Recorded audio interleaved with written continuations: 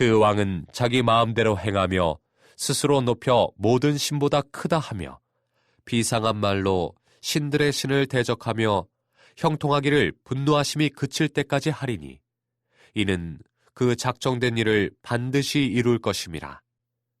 그가 모든 것보다 스스로 크다 하고 그의 조상들의 신들과 여자들이 흠모하는 것을 돌아보지 아니하며 어떤 신도 돌아보지 아니하고 그 대신에 강한 신을 공경할 것이요 또 그의 조상들이 알지 못하던 신에게 금은 보석과 보물을 들여 공경할 것이며 그는 이방신을 힘입어 크게 견고한 산성들을 점령할 것이요 무릇 그를 안다 하는 자에게는 영광을 더하여 여러 백성을 다스리게도 하며 그에게서 뇌물을 받고 땅을 나눠주기도 하리라. 마지막 때에 남방왕이 그와 힘을 겨룰 것이나 북방왕이 병고와 마병과 많은 배로 회오리 바람처럼 그에게로 마주와서 그 여러 나라에 침공하여 물이 넘침같이 지나갈 것이요 그가 또 영화로운 땅에 들어갈 것이요 많은 나라를 패망하게 할 것이나 오직 에돔과 모압과 암몬 자손의 지도자들은 그의 손에서 벗어나리라. 그가 여러 나라들의 그의 손을 펴리니 애굽 땅도 면하지 못할 것이니 그가 권세로 애굽의 금, 은과 모든 보물을 차지할 것이요 리비아 사람과 구스 사람이 그의 시종이 되리라. 그러나 동북에서부터 소문이 이르러 그를 번민하게 하므로 그가 분노하여 나가서 많은 무리를 다 죽이며 멸망시키고자 할 것이요 그가 장막 궁전을 바다와 영화롭고 거룩한 산 사이에 세울 것이나 그의 종말이 이르리니 도와줄 자가 없으리라. 오늘 본문의 말씀은 계속해서 안티오코스 4세 에피파네스라고 하는 셀류커스 왕의 일에 대하여 이야기하고 있습니다. 안티오코스 4세 왕은 스스로를 에피파네스라고 하는 이름으로 불렀다라고 말씀드렸습니다. 에피파네스라고 하는 것은 신의 현현, 즉 나타난 신이라고 하는 뜻입니다. 즉 자기 자신을 나타난 신, 하나님의 아들 혹은 하나님이라 스스로 높이는 사람이 바로 안티오코스 4세였습니다. 사람들은 이 안티오코스 4세를 에피파네스가 아니라 조롱하는 말로 에피마네스라고 불렀습니다. 에피마네스라고 하는 것은 미친 자라고 하는 뜻입니다. 스스로 높여 자신의 권력으로 자기의 마음대로 행하고 싶었던 신이라고 사람들에게 칭송받기를 원했던 안티오코스 4세는 에피파네스가 아니고 에피마네스였다라고 하는 것입니다. 오늘 우리가 아침에 묵상할 본문은 여전히 그 왕에 대해서 다루고 있는데요. 이 에피파네스는 마지막 때에 나타날 적그리스도를 상징하는 것으로 이해하고 있습니다. 이 적그리스도 그리고 이 안티오코스 4세가 어떤 일을 행하고 있습니까? 36절 말씀에 보면 그 왕은 자기 마음대로 행하며 스스로 높여 모든 신보다 크다 하며 비상한 말로 신들의 신을 대적하며 형통하기를 라고 이야기합니다. 자기 뜻대로 행하는 사람, 자기 마음대로 행하는 사람이라고 이야기합니다. 또 스스로 높여 모든 신보다 크다 하다라고 그렇게 말하고 다니는 사람이라고 이야기합니다. 또한 신들의 신들을 대적한다라고 합니다. 신들의 신이 누구입니까? 그는 신들 중에 신, 가장 높으신 우리 여호와 하나님을 가리키는 말일 텐데요. 그 하나님을 대적하기 한다고 이야기합니다. 그런데 그가 그렇게 형통하는 것처럼 잘 되는 것처럼 보여지지만 분노하심이 그칠 때까지 할 것이다 라고 이야기합니다. 그 분노는 누구의 분노입니까? 그건 하나님께서 분노하시는 것입니다. 하나님께서 참고 기다리시다가 마지막 하나님이 정하신 때에 그를 심판하실 것이다 라고 하는 생각들이 36절에 잘 들어가 있는 것입니다. 그래서 이는 그 작정된 일을 반드시 이루실 것임이라 라고도 이야기합니다.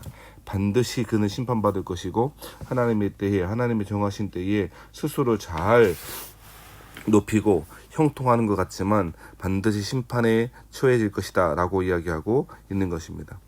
또한 이 적그리스도로 상징되어지는 이 안티오코스 4세의 행동들은 어떠한 행동들이 있습니까? 37절 말씀에 보면 그가 모든 것보다 스스로 크다 하고 모든 것보다 스스로 크다 라고 그렇게 교만하게 그렇게 이야기할 것이고요. 더 나아가 그의 조상들의 신들과 여자들이 흠모하는 것을 돌아보지 아니하며 라고 이야기합니다. 모든 것보다 스스로 크다 하고 조상들의 신, 아마 이 조상들의 신은 자기들 나라의 조상들의 신이니까 그리스 신들을 말하는 것입니다. 사람들이 따르고 있었던 그리스 신들, 그것들도 돌보지 않을 것이다 라고 이야기합니다. 왜요? 어떤 신들 돌보지 않는다고 우리 이야기하는데 그 이유는 자기 자신이 가장 뛰어난 신이기 때문에 그렇게 생각하고 있는 것이죠. 38절 말씀에 그 대신에 강한 신을 공격할 것이요 전통적인 사람들이 섬기고 있었던 그리스 신들을 섬기지 아니하고 강한 신을 섬긴다 그랬는데요. 이 강한 신은 요새를 지키는 신, 전쟁의 신, 아마도 그것은 제우스 신을 가리키는 말일 텐데요. 실제로 예루살렘에 제우스 신상을 세워놓기도 했던 그의 모습을 보면 아마도 제우스 신을 가리키는 게 분명해 보입니다. 자, 이 제우스 신에게 금, 은, 보석과 보물을 드려 공경할 것이다 라고도 이야기합니다. 뿐만 아니라 자기 스스로 신이다 라고 선포하기도 하고 제우스 신을 섬기기도 하고 39절 말씀에 보면 그는 이방신을 힘입어 크게 견고한 산성들을 점령할 것이고 무릇 그를 안다 하는 자에게는 영광을 더하며 그를 안다 하는 자, 즉 자신을 인정하고 자신을 왕으로 받아들이고 섬기는 자들에게는 영광을 주고 여러 백성을 다스리기도 하며 그에게서 뇌물을 받고 땅을 나눠주기도 할 것이다 라고 이야기합니다. 즉 마지막 시대의 적그리스도의 행동들 모습은 스스로를 하나님이라고 높이고 뿐만 아니라 그 적그리스도를 섬기고 인정하고 적그리스도에게 무릎 꿇는 자들에게는 존귀하게 여기고 그 사람들에게 권세를 일시적으로 주고 또 뇌물을 받고 땅을 나눠주기도 하는 그런 권세를 주는 그런 일들을 있을 것이다 라고 그렇게 이야기하고 있는 것이죠. 이것이 적그리스도의 모습입니다. 이것이 마지막 때의 세상의 권세, 하나님을 대적하는 자들이 보여줄 그런 일들이라고 이해할 수 있을 것입니다. 40절부터 마지막 45절까지는 이 안티오쿠스 4세의 마지막에 대해서 이야기하고 있습니다. 그가 남방왕과 힘을 겨룰 것이나 남방왕 애굽의 나라 프톨레미 왕조 애굽의 나라와 전쟁을 하게 될 것이고 호각지수로 전쟁을 하게 될 것입니다. 그리고 41절 말씀에 보면 그가 또 영화로운 땅에 들어갈 것이며 다니엘에서 영화로운 땅은 어디죠? 예, 가나안 땅, 이스라엘 땅을 말하는 것입니다. 영화로운 땅에 들어갈 것이며 많은 나라를 패망하게 할 것입니다만 오직 에돔과 모압과 암몬 자손의 지도자들은 그의 손에서 벗어나리라 라고 이야기하고 있습니다. 왜 에돔, 모압, 암몬 자손들 그리고 43절 말씀에 보면 리비아 사람, 구스 사람이 그의 시종이 되리라 라고 이야기하는데요. 그런 나라들은 그 안티오쿠스 4세의 손에서 벗어나게 됐을까요? 그것은 아마도 자발적으로 안티오쿠스 왕에게 협력했기 때문일 것입니다. 실제로 에돔, 모압, 암몬이라고 하는 이스라엘 땅 동쪽에 있는 이 세 나라들은 항상 가나안과 적대적인 관계에 있었고 바벨론의 포로로 끌려갈 때도 아주 좋아하고 조롱하고 조소했던 사람들이 바로 이런 사람들이었죠. 아마도 안티오쿠스 4세가 가나안 땅을 짓밟을 때에 이스라엘을 짓밟을 때 이들은 아주 좋아했을 것입니다. 그리고 안티오쿠스 4세에게 충성을 맹세했을 것입니다. 협력했을 것입니다. 그래서 당장의 위기, 당장의 전쟁에 포하는 피해가 갔을 것이다 라고 그렇게 생각할 수가 있을 것입니다. 마지막 시대의 적그리스도도 또한 우리에게 그렇게 할 것입니다. 우리를 위협하기도 하고 또 우리에게 자신에게 복종할 것을 그렇게 강요하기도 하고 또 돈을 통하여 그 물질이 주는 그 힘과 권세를 통하여 우리를 회유하기도 하고 우리를 압박하기도 할 것입니다. 이것이 마지막 시대의 적그리스도의 모습이기도 하고 안티오쿠스 4세의 모습이기도 한 것입니다. 그러므로 하나님의 백성들은 선택해야 될 것입니다. 복종할 것인가, 즉 세상의 권력 적그리스도에게 무릎 꿇을 것인가, 적당히 타협할 것인가, 아니면 다니엘과 일부의 사람들처럼 믿음으로 하나님을 아는, 하나님을 지키는, 하나님의 신앙을 잘 지켜 어제 우리 32절 말씀처럼 오직 자기의 하나님을 아는 백성은 강하여 용맹을 떨치리라 라고 했던 것처럼 하나님을 알고 하나님께만 충성을 다하여 오직 우리 하나님께만 그 하나님 믿는 신앙을 배교하지 아니하며 따라가는 사람도 있을 것입니다. 그 마지막 때는 이미 우리에게 주어지고 이미 이루어지고 우리 눈앞에 펼쳐지고 있다는 것입니다. 요한 1서에 보면 수많은 적그리스도가 있을 것이다 라고 이야기했고 이미 왔다라고도 표현하고 있습니다. 사랑하신 여러분, 마지막 시대를 살아가는 성도들은 하나님을 알고 하나님을 사랑하고 배교의 시대에 하나님을 버리고 신앙을 버리고 그러한 일들이 당연한 듯 받아들이는 시대에 오직 하나님을 주인 삼아 하나님의 뜻 가운데에 자신의 신앙의 길, 자신에게 주어진 그 사명의 길을 잘 걸어가는 사람이어야 할 것입니다. 이처럼 기고만장했던 이 안티오쿠스 4세가 45절 말씀에 보면 갑자기 죽게 되어집니다. 갑자기 종말을 맞이하게 됩니다. 45절 말씀에 보시면 이렇게 이야기하지 않습니까? 그가 장막 궁전을 바다와 영화롭고 거룩한 사이에 세울 것이나 그러나 그의 종말이 이르리니 도와줄 자가 없으리라. 그처럼 기고만장했던 이 사람은, 이 왕은 영화롭고 거룩한 사이에 자신의 장막 궁전, 바다와 영화롭고 거룩한 사이에 자신의 장막 궁전을 세우고 영원 무궁토록 살 것처럼 그렇게 여겼지만 갑자기 종말이 이르게 되는 것입니다.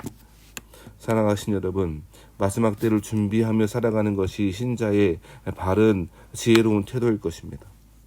자, 이제 마지막 12장인데요. 12장에 들어오면서 이 다니엘을 통해서 구약의 특별히 부활신앙을 잘 보여주고 있습니다.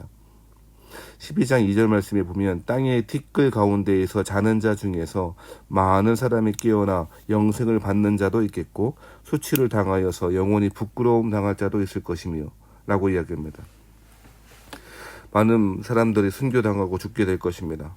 모든 사람이 다 사실은 그의 그러한 죽음의 결론에 이르게 될 것입니다. 그런데 그 가운데에서 많은 사람들이 깨어날 것이고 영생을 받는 자도 있고 그렇지 못할 자도 있다라고 하는 이야기를 하고 있는 것입니다. 왜 이렇게 이야기합니까? 그러므로 어떻게 하라는 것입니까? 하나님을 믿는 신앙을 잘 지키고 살아가는 것이 필요하다라고 하는 것입니다. 이방 땅에서 이방의 권세 아래 살아가는 신자들에게 필요한 말씀이 바로 오늘 우리에게 주어진 말씀인 것입니다. 12장 3절에는 지혜 있는 자는 궁창의 빛과 같이 빛날 것이요 많은 사람을 옳은 대로 돌아오게 하는 자는 별과 같이 영원토록 빛나리라. 바로 이러한 사람, 이런 지혜 있는 사람, 많은 사람을 옳은 대로 돌아오게 하는 사람 누구이겠습니까? 다니엘과 같은 사람 아닙니까? 계시의 말씀, 이방 땅에서 이방의 권세 아래 살아가지만 주의 말씀을 받았고 들었고 그의 말씀, 그 계시의 말씀을 깨닫기 위해 기도했으며 하나님의 은총을 받아 주의 백성들을 하나님께로 돌아오게 하는 이 다니엘과 같은 사람이 영원토록 빛날 것이라고 그렇게 권면하고 있는 것입니다. 12장 4절에는 마지막까지 이 말을 간수하고 봉함하라 라고도 이야기합니다. 종말의 시대를 마지막 때를 살아가는 신자들에게 바로 이러한 다니엘과 같은 은혜, 지혜, 은총들이 가득하기를 주의 이름으로 축원합니다. 말씀을 듣고 말씀을 간직하고 마음에 품고 많은 사람을 옳은 대로 돌아오게 하는 자, 하나님의 말씀 앞에 서게 하는 자, 바로 우리 교회 세연역교회 식구들 다 되시기를 주의 이름으로 축원합니다.